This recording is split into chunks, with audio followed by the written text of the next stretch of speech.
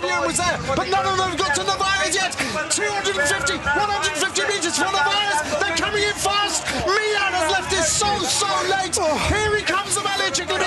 Coy down the middle. Coy down the middle. Milan from Coy. Or is it Coy? Oh, Coy puts his arm in the air.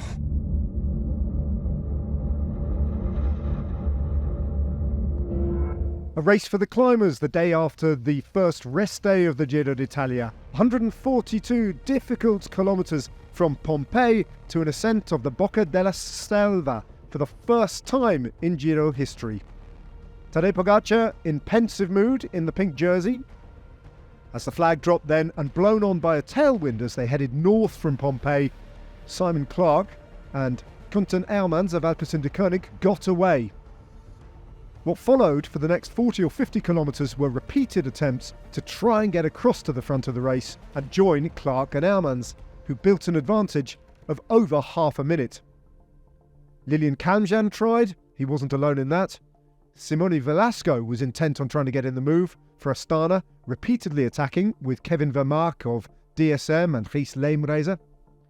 But still, no one could get across. Filippo Ganna joined in with Eduardo Affini of Visma Leasebike.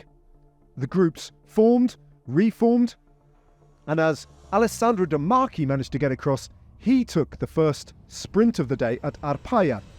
But behind him, Caden Groves picked up points in the Maglia Ciclamino competition. Eventually, another group did get across, and when they hit the first categorised climb of the day to Camposauro, Luke Platt, the Australian national champion, was in trouble. 27 riders then off the front, being driven on by Julien Alaphilippe, his presence in the breakaway once more. Tobias Foss was also at the front of the race, and so too was Romain Bardet and Filippo Zana. DSM with 2 riders supporting Romain Bardet. Over the top of the Cat 2 climb then, Simon Geschke of Cofidis picked up King of the Mountains points, present in the breakaway once more, and they hit the descent, holding on to a lead of 4 minutes or thereabouts. Meanwhile, UAE Team Emirates were in control of the peloton, with Tadej Pogacar being looked after by his entire team inside 40 kilometres to go. The Intergiro then, on the top of an uncategorised climb, was when Filippo Fiorelli decided to attack.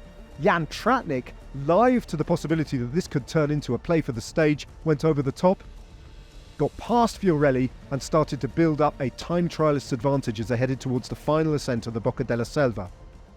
When they hit the climb, he still had an advantage over the chase group of 4 riders, including Valentin Paret-Peintre and Romain Bardet. That destroyed the breakaway, and as Alessandro De Marchi dropped back, Ineos Grenadiers briefly took up the pace setting before Bahrain Victorious took things up at the front of the group of favourites. Jan Tratnik built up an advantage of over 1 minute, but that was chipped away, and in the last kilometres of this long climb, Valentin Paret-Peintre attacked Romain Bardet, got across to Jan Tratnik and roared past him and towards a seemingly inevitable victory. Romain Bardet got on terms with Tratnik but could never get across to Valentin Paret-Peintre.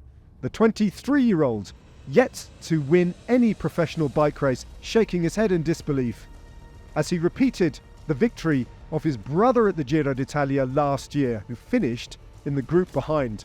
Valentin Paret-Peintre doing what his brother did and taking victory, a first win in his career.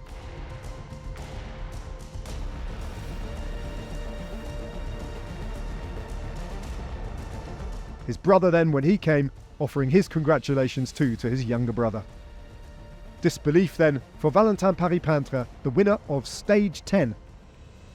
His brother finished in 5th place, Geschke was in 6th, Jan Tratnik held on to 3rd, and another Slovenian held on to the Maglia Rosa for another day. Romain Bardet and Filippo Zana move up into the top 10 on GC.